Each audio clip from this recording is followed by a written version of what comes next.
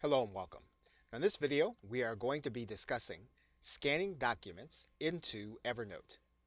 Now, you may from time to time come across a situation where you are with your mobile device and you need to scan something and you need to make sure that you archive it properly. Evernote has an application that we can actually download to our mobile device to make the scanner work along with your Evernote application. And so you're going to go to your App Store and you're going to type in Evernote Scannable, and then you're going to get the application. Now, once the application has been installed, you can then open the application. The application is going to ask you if it can access the camera, and you're going to say OK. You will then sign in with your Evernote account. Now, once you have your application open, you will then find your document, the one that you are going to want to use. You're going to then want to hold your camera over that document so that it is captured. Once you have the document, then what you're going to want to do is you're going to want to save the document. And then you'll get a note saying that notifications allow Scannable to alert you if there are going to be issues saving this scan. We're then going to click OK. And then we're going to continue. Now, we do then want to allow Scannable to send us notifications. Now, our document has been saved to our inbox inside of Evernote. So then we can then click Done.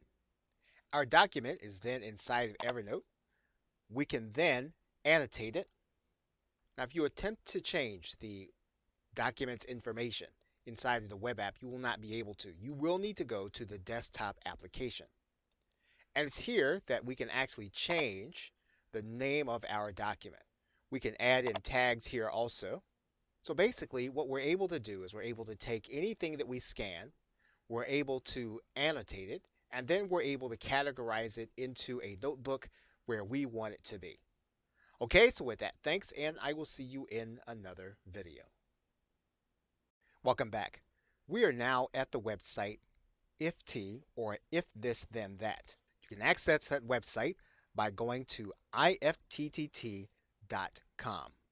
If you go to the site and after the backslash you write Evernote, you'll notice that IFT has an Evernote page where they talk about some of the connections that are available. So if you don't have an account with IFTTT, you are going to want to sign up for one now. Now you can choose to sign up with Google, Facebook, or sign up or sign in.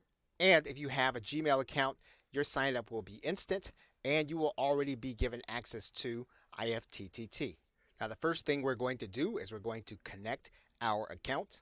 And in order to do that, we are going to need to give IFT permission to access our Evernote account. So we're going to do that by putting our Evernote account email address in this dialog box. We're then going to need to write in our Evernote password. Now, if you have sensitive information, you are going to want to read your third-party application's permission, just so that you'll understand what you'll be doing with IFT. You want to determine how long you're going to give IFT access to your account. And once you've done that, you are then going to click Authorize. Now, once you do that, you'll then want to come back to the main screen in IFT, and you'll want to know which services actually integrate with Evernote. And so what you'll want to do is you'll want to write Evernote into the search grid, and then you'll notice the applets that'll come up at the bottom telling you which recipes are going to be available to connect two services together, where one of them is going to be Evernote. For example, you can sync starred emails in Gmail to Evernote, so that all you'll have to do is to go in, click star, and then that email will then show up inside of Evernote. You can actually create connections between Google Calendar and Evernote. And you'll see a number of integrations that you'll want to be able to use. Now, if you want to speed up the search process, then all you'll need to do is to then write in the other application. And you'll be able to find those applications that are connected to Evernote and the service that you're looking for. Okay, so with that, thanks, and I will see you in another video. Hello and welcome. Now in this video, we are going to explore integrations with Evernote. One of the ways that you can extend Evernote's capability is to integrate with other applications. And in order to find out how Evernote works with the applications that you're already using, so if you write the name into the search bar, you'll be able to determine whether or not your application is one that Evernote integrates with directly.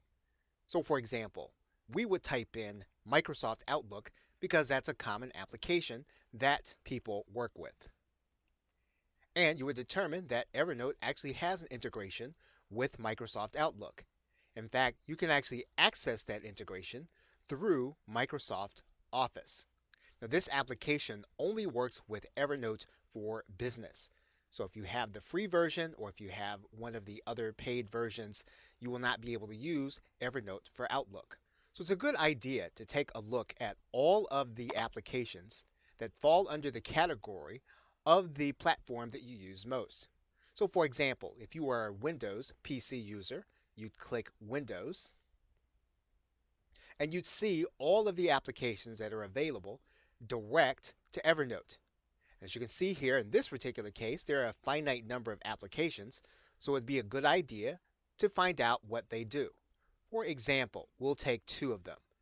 Call Note, for example, allows you to automatically send the recording of your Skype conversations to Evernote. The G-Sync It application synchronizes Outlook folders with Evernote notebooks. So again, all of these factors allow you to work with platforms that are already part of your productivity mix. Now you'll notice that Evernote has 6 platforms that it focuses on: the Android platform, iPhone, iPad, Windows, Mac, and then there are also web application or browser applications.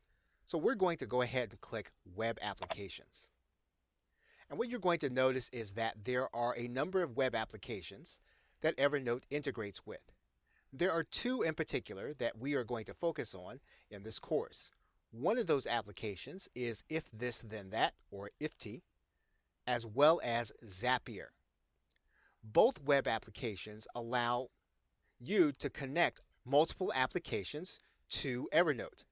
So your capability is extended even further. So in the next video, we're going to start the process by looking at integrations between IFTY, or If This Then That, and Evernote. Okay, so with that, thanks, and I will see you in another video. Hello and welcome. We are now working inside of our desktop app, and what we want to do with some of the content, whatever we have uploaded, we may want to share it with others. And of course, there are always going to be different levels of sharing. In some cases, you may want to make it public with a certain number of people, but not everyone. And Evernote gives you that option.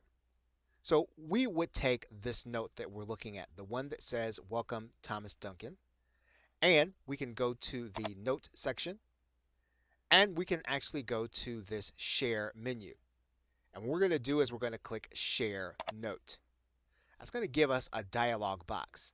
And what you'll notice is that we can write in the names and emails of individuals who we want to see that note. Now we can give them certain privileges. As you can see here, we can give certain people the ability to view but not edit. We can give people the ability to edit but not view. We can actually give someone the ability to edit and invite others to actually see the note. So depending on how much authority you want to give to the people that you are going to be sharing the note with, you can determine that with this drop-down menu.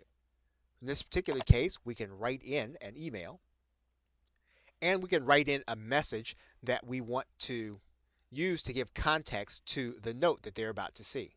What we can also do is we can create a link, and basically this is a hyperlink, and everyone that actually comes in contact with this link will be able to see it. We can also disable this shareable link by clicking this Turn Off button. Now the only person that will be able to see the note and work with it will be the person that we have determined by sending them an email. Now what we're also doing is we're determining how much permission a person has to see other notes in our notebook. So in this particular case, if we wanted to give permission to someone to see everything in our entire notebook, we can modify our notebook permissions here in this link. There are a few more choices that Evernote gives us. For example, if we were to click this link, you'll notice that there's the shareable link again and the internal link. What we can also do is we can send a copy. And that means that someone's going to be able to view a copy, but they won't be able to access the actual document to work with it. We can also share the very same document on social media, whether or not it's Facebook, Twitter, or LinkedIn. And once we've determined what we want to have in terms of permissions and the people that we want to share it to, we can then click the share button. And when we do that, we need to confirm that the people that we are sharing with may or may not be involved in our business or associated with us, but yet we want to share the note with them anyway. Once we do that, we can click confirm, and then our note will have been shared. Okay, so with that, thanks, and I will see you in another video.